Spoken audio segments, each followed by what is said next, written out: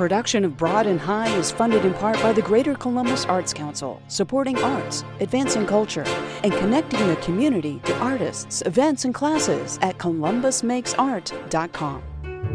PNC, committed to Central Ohio, for the achiever in you.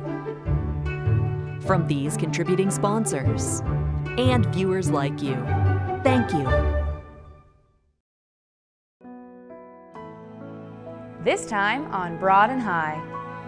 A group of Columbus women share their stories of immigration through dance. I decided to create a space to expand the conversation about what it means to be a female immigrant. A local photographer introduces us to our Bhutanese Nepali neighbors. And new music by Dave Bucher and the Historians. This and more right now on Broad and High.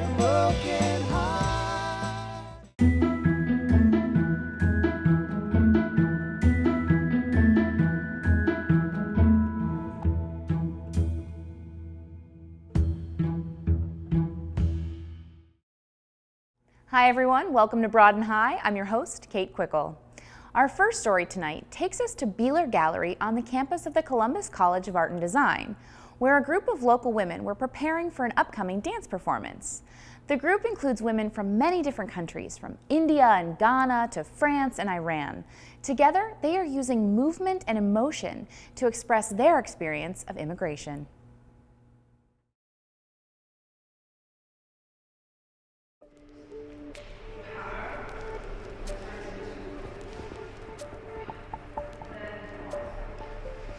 So On Borders is a series of dance workshops that try to use movements to help female immigrants to cope with the trauma that is immigration. I decided to create a space to expand the conversation about what it means to be a female immigrant. What do we need? What are the difficulties we're going through? How is gender an extra layer of discrimination as in the whole process of immigration? We based our movement from our writing, our stories, our voices, the different languages we speak. The collective choreography is built, inspired by individual movements that we have come up with during rehearsals.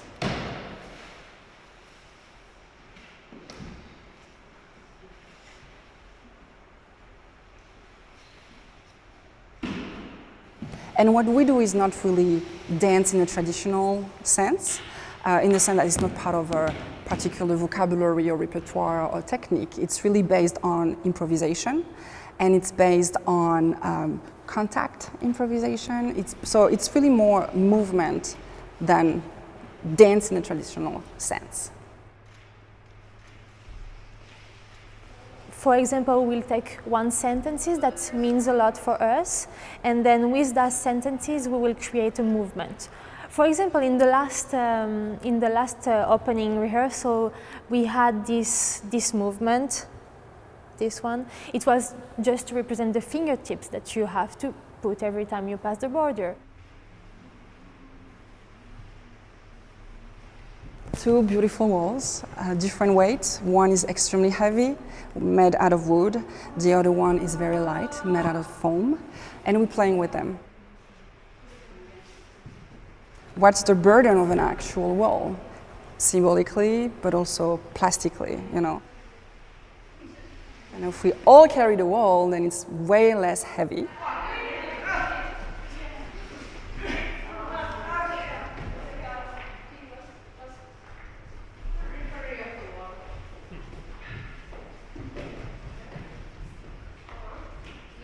Most of the women, they are not dancers, and this is actually very interesting because when they propose a movement, it's very true.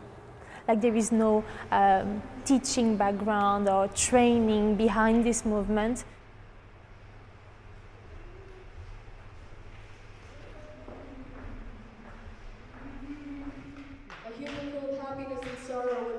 I love to dance because of my cultural background, but I'm new to this dance that tells like a story, like with movements and stuff. I'm a fast-paced dancer, and so we have to do these like really slow movements and like a moderate pace, but sometimes it's hard for me to like compete with it because I really like love to move to the beat. I have a background in classical South Indian dance. This is a very different kind of dance, but you know, I mean, dance is language of the body. Dance is movement. So in that respect, it's been fantastic exploring a different kind of dance to tell a different kind of story. Movement, it is very, very powerful, and I'm also in a process where I kind of lose interest in the verbal communication, and I feel like no matter what this is saying, what this is saying is much more expressive and more honest in a way. Like you can't hide anything unless like you stand still, and that even says something, that you're hiding something. Most of the dancers, they're from all over the world.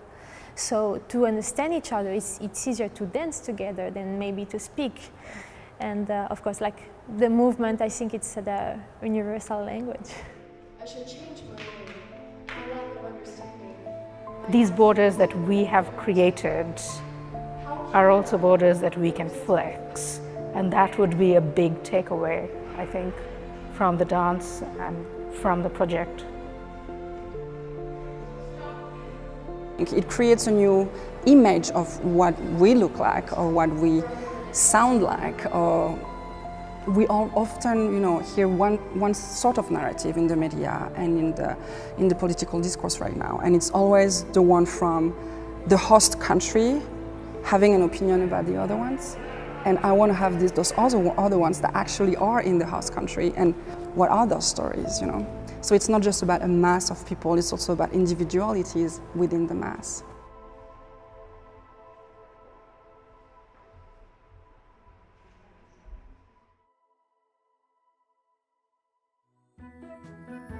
Follow the group on Instagram to see where they take this project next.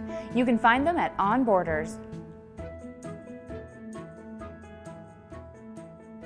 Columbus photographer Tariq Terry wants us to learn more about our city's Bhutanese Nepali community. In a recent portrait exhibit at the Ohio History Center, he shared the stories of some of these refugees and their journey to Central Ohio.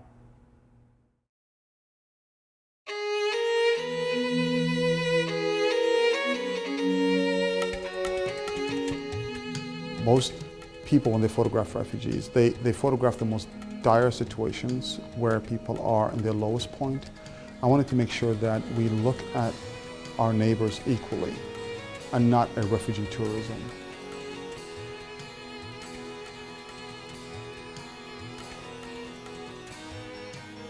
In every chaos, you have to at some point control it. I thought it was more appropriate for people to come and focus on the identity and the people rather than the space they're in. I myself was a refugee. I came to this country as a refugee status. Bhutanese and Nepalis are the latest wave of refugees that are coming to Columbus and the United States. I photographed and documented the Somali refugees while they were coming. It was important to me to archive their stories as well.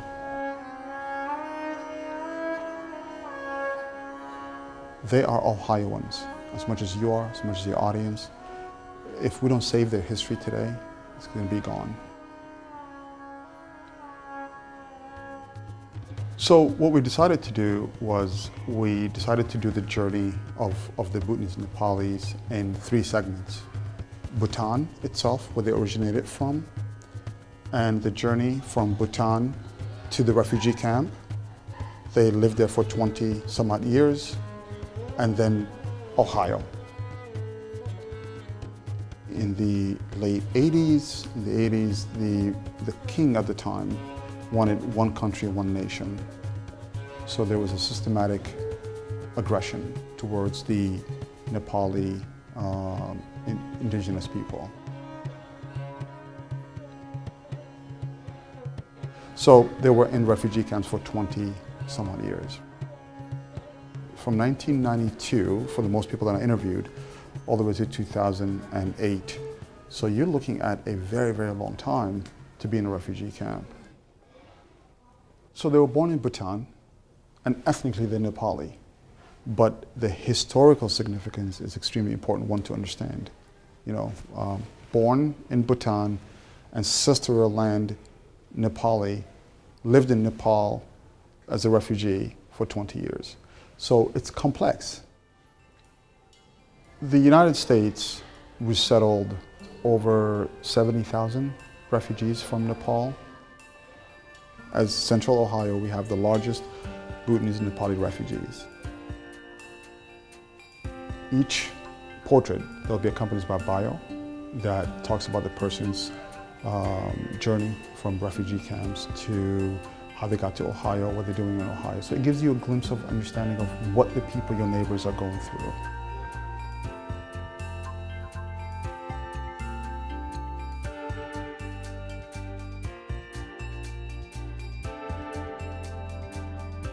Refugees are an asset and not a liability, and that's important for us to know. Taro Dungana, he is a program manager at a very successful community organization. He has employees working, so he created jobs in Ohio. That, to me, is what a true refugee represents. Human being, by and large, fears the unknown. Get rid of that fear. These are human beings just like you and I, and they care about their community. They are people, so get to know them.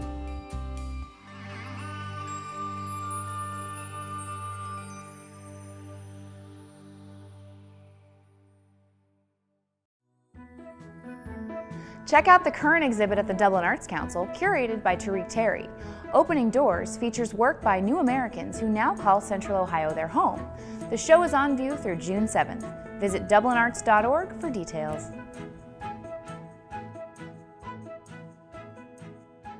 In this next story, we meet artist Mohammad Esmati.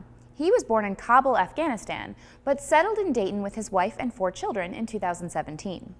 An experienced artist and educator who taught at the college level in his home country, he works mostly in portraiture, but his talent is also reflected in his depictions of the landscapes and culture of his native land. Here's his story.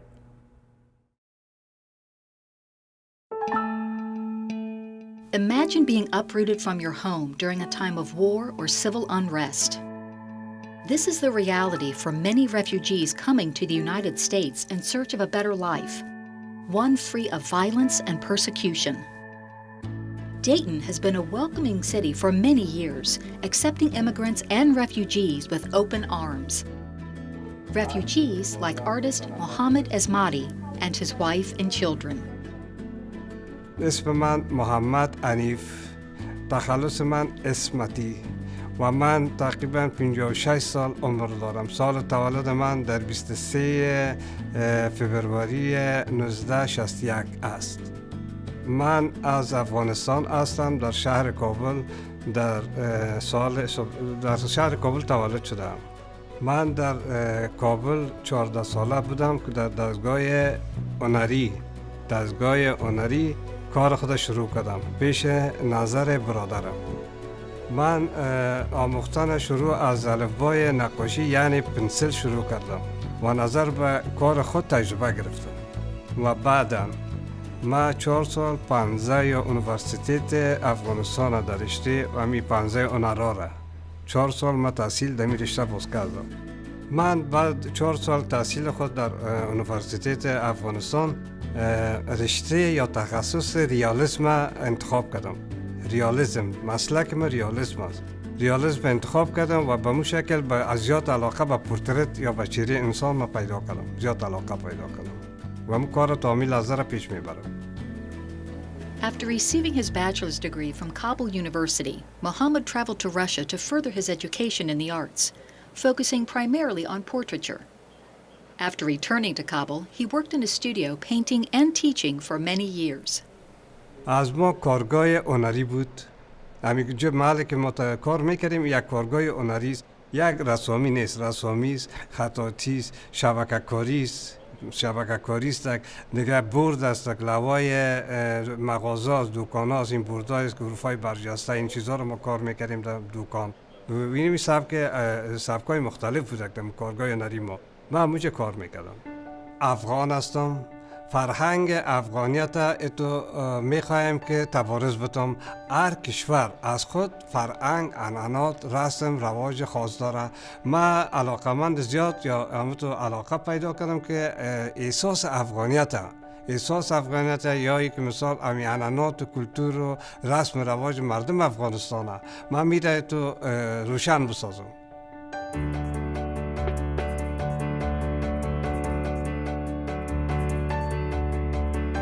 ما زمانی که نقاشی را یاد گرفتم ما از خود کورس تشکیل دادم که در اون کورس ما در روی بهار 70 الی 80 شاگرد داشتم کار میکردن. در زمستان از 1.5 تا 200 شاگرد می آمدن رسامی همین گپ بخش‌های هنری را کار میکردن.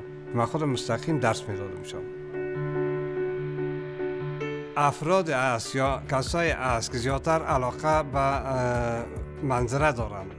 فرمایش میتن میگه منظره برای ما کار بکن، مثال منظره افغانستان یک منظرهایشه کار میکنه برشان.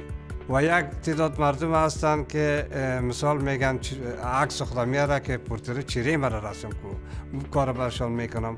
و زیادتر یک تعداد مردمایی که امی فرهنگ و کلتور خود افغانستان است، مثال بسکشی یا مثال چوپان است، همین مردم بخشای پورتریت است یعنی عنعنات زندگی مردم است.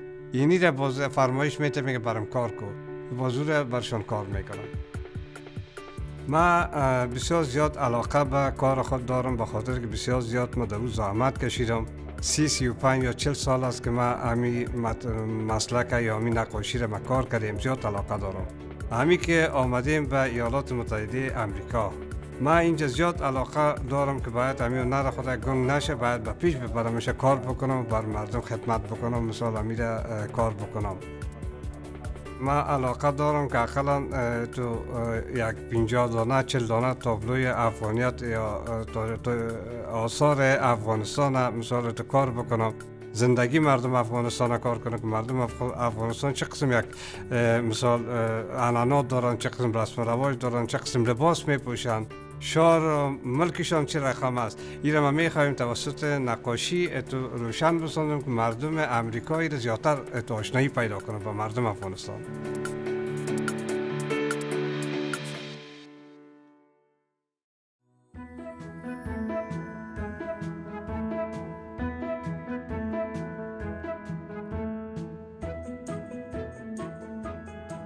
We're closing out today's show with a performance by Dave Bucher and the Historians. This Columbus-based band recently visited the WOSU studios to perform the title track off their brand new album, It Moves in the Dark.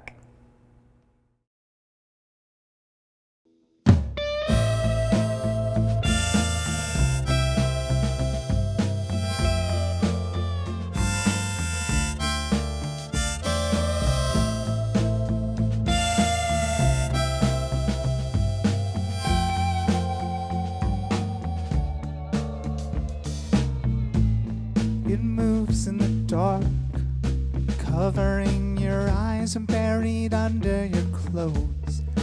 She can't see it as she moves through the light, carrying the only thing that's pure in the world. But nothing's gonna change and nothing's gonna be as it was.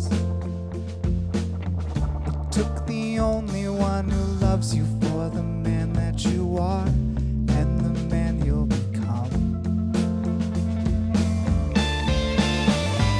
But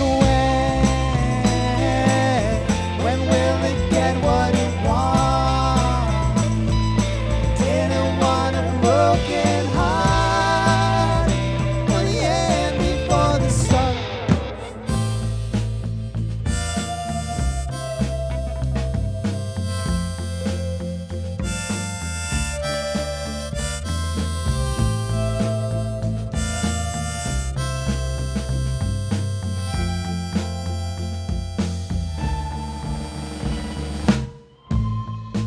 Claws won't let go, and the more you fight, deeper they tear into your skin, till every muscle aches and reason is bruised. without the strength it'll take. The heart's a funny thing, and maybe it's just here for a laugh. And your only excuse is that I told a bad joke and can't take it back. But when will it get what it wants? Didn't want a broken heart for the end before the start. And when will you open your eyes long enough to apologize for smothering the spark?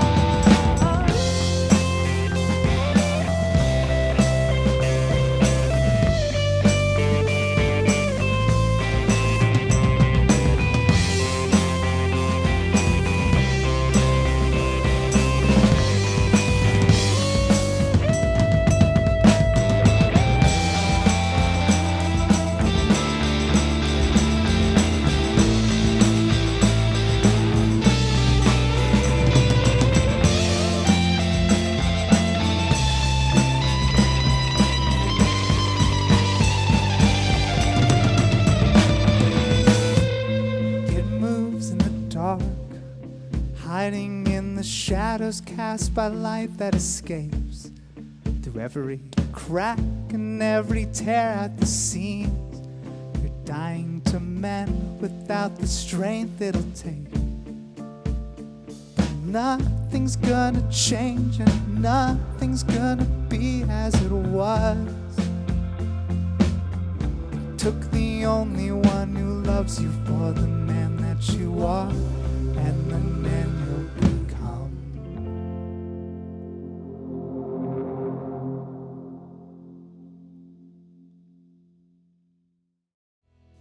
You can catch Dave Bucher and the Historians live in concert on Friday, April 26th at Rumba Cafe, where they will be celebrating the release of their latest album. And be sure to check out all the local bands we featured here on Broad and High. We put them all in one place for you at wosu.org/localtunes. For all of us here at Broad and High, I'm Kate Quickle. Thanks for watching. We'll see you back here next week.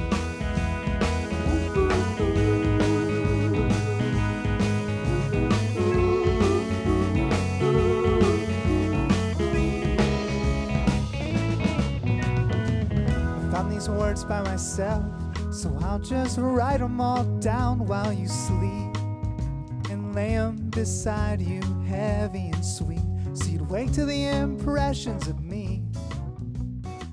Or we just fool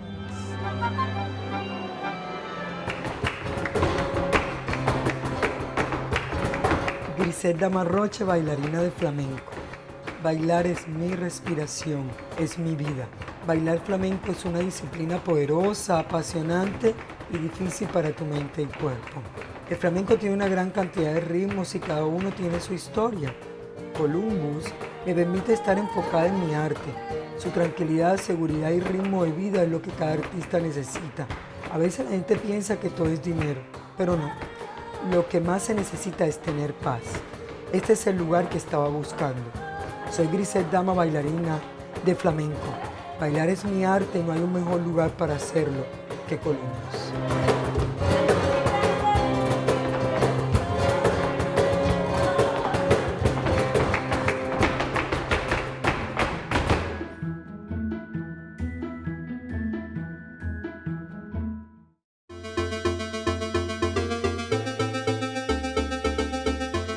I was a t-shirt and jeans kind of a girl, and I really didn't have that much interest in fashion. It was more about textures, and I didn't know how to put it into words, but I think I was a textilian as a child. And so I really wanted to use a material that is earth-friendly and sustainable. And so I've concentrated on wool and felting and natural dyeing for these last 6 years.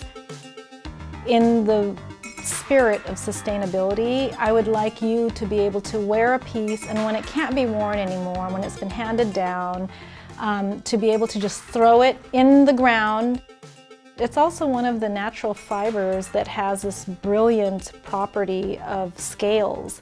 So you can really manipulate wool to do things like you can mold it, you can shrink it, you could expand it. So this is the agitating part. This takes hours. This is the bulk of the work here. And then after it passes this stage, it goes into the fulling stage, which is the part that shrinks it down.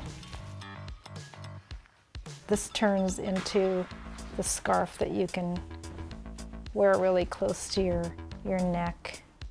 It's so soft and comfortable. I think that in Columbus there is so much untapped talent, but when you bring us together inside of our disciplines, I think we can make some amazing things, and amazing things happen too. So yeah, I love it here.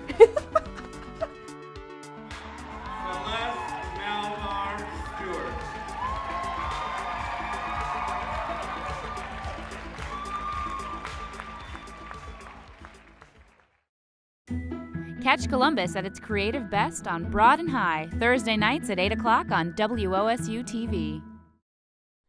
Production of Broad and High is funded in part by the Greater Columbus Arts Council, supporting arts, advancing culture, and connecting the community to artists, events, and classes at columbusmakesart.com. PNC, committed to Central Ohio, for the achiever in you. From these contributing sponsors and viewers like you, thank you.